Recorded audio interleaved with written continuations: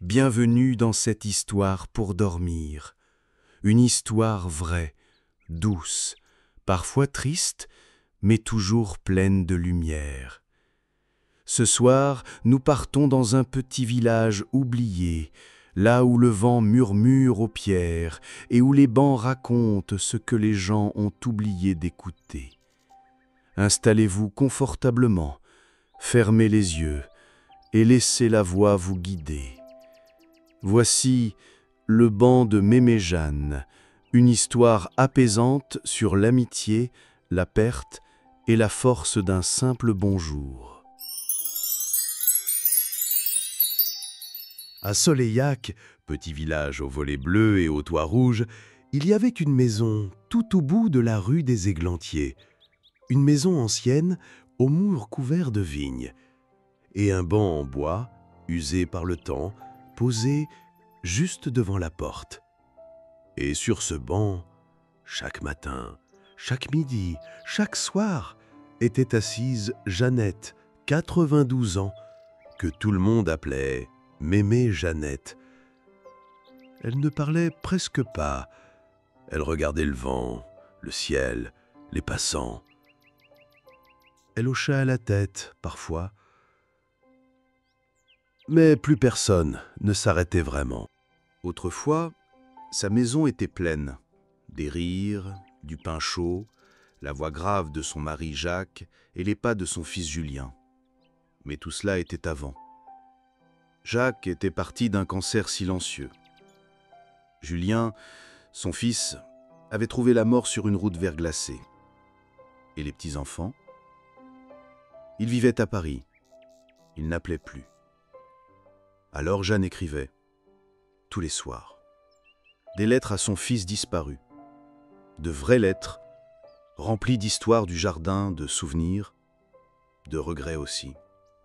Elle les rangeait dans une boîte en fer sous son lit. Elle ne les postait jamais. Les gens du village disaient « Elle devient gâteuse, la vieille. Elle parle toute seule maintenant. Pauvre femme. » Mais personne ne s'arrêtait. Personne ne s'asseyait. Personne n'écoutait. Jusqu'au jour où il est passé par là. Hugo, 10 ans.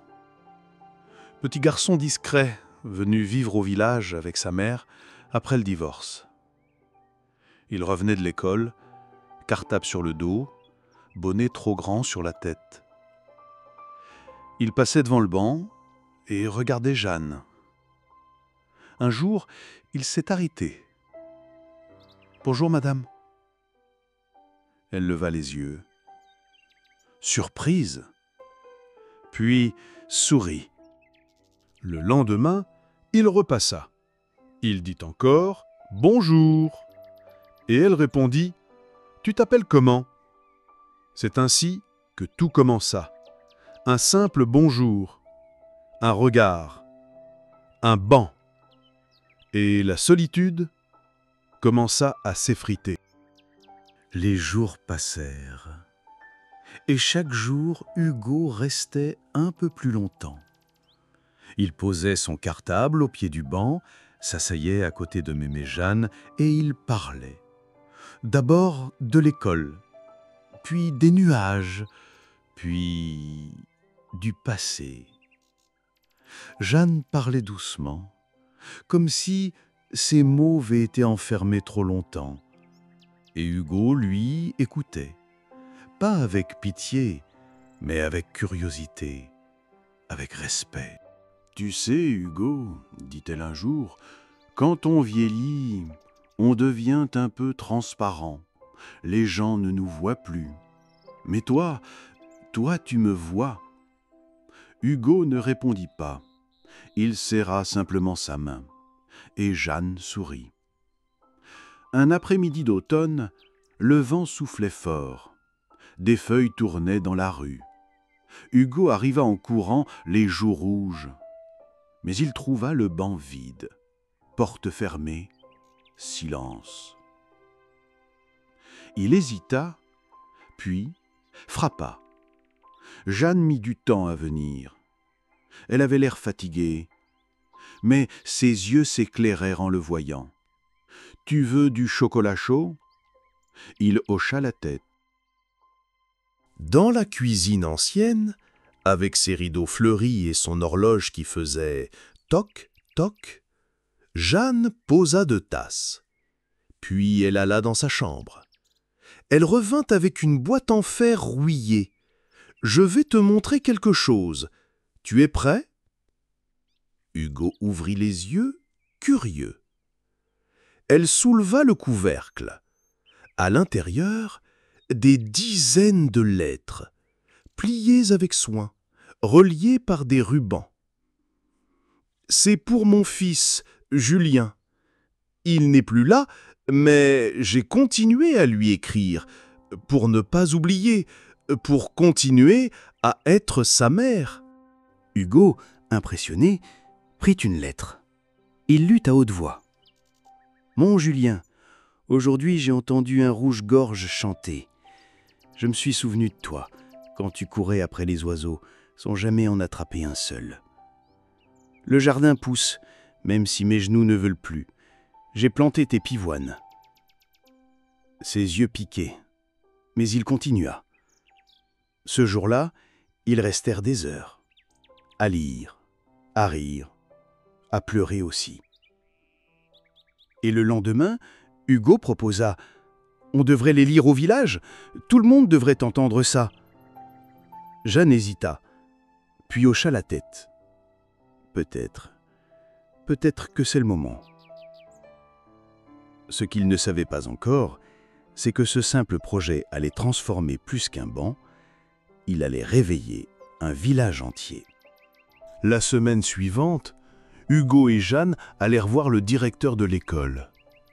Puis la bibliothécaire, puis le maire. Tous furent surpris. Certains hésitèrent, mais les lettres touchaient, émouvaient et surtout, elles parlaient vrai.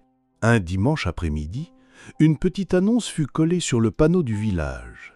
Lecture publique des lettres de Mémé Jeanne, dimanche prochain, sur le banc devant chez elle. Un moment de mémoire, d'écoute et de tendresse. Le jour venu, une vingtaine de chaises furent installées. Des enfants, des adultes, même des anciens qu'on ne voyait presque plus. Tous étaient là. Jeanne, coiffée, habillée de son foulard préféré, s'assit sur son banc. À ses côtés, Hugo, droit et souriant. Il ouvrit la première lettre et lut. « Julien, aujourd'hui j'ai rêvé que tu étais revenu. Tu avais grandi, mais ton rire était le même. Le pain n'a pas levé ce matin, mais j'ai souri en pensant que tu l'aurais mangé quand même. Je t'aime toujours, maman. » Le silence était total.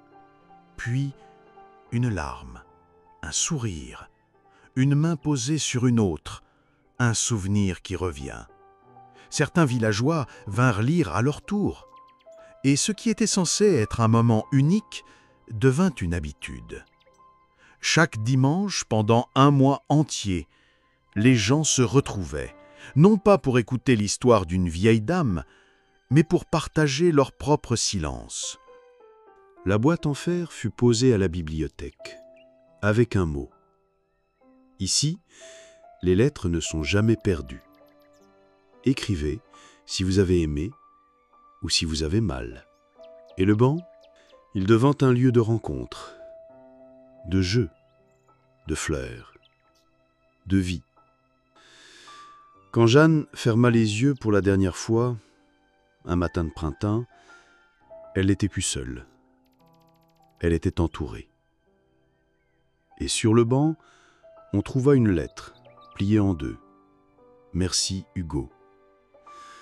Grâce à toi, j'ai existé une seconde fois. » Et depuis ce jour-là, à Soleillac, on ne passe plus devant un banc sans y jeter un regard. Car on ne sait jamais. Peut-être qu'il y a une histoire à écouter. Voilà, chers amis, c'était Le banc de Mémé Jeanne. Une histoire douce, réelle, un peu triste, mais pleine d'espoir. Si cette histoire vous a touché, laissez un petit cœur dans les commentaires. Abonnez-vous à la chaîne et surtout, prenez le temps d'écouter ceux qui vous entourent. Car parfois, il suffit d'un bonjour pour changer une vie. Merci pour votre écoute. Reposez-vous bien et à très bientôt pour une nouvelle histoire pour dormir.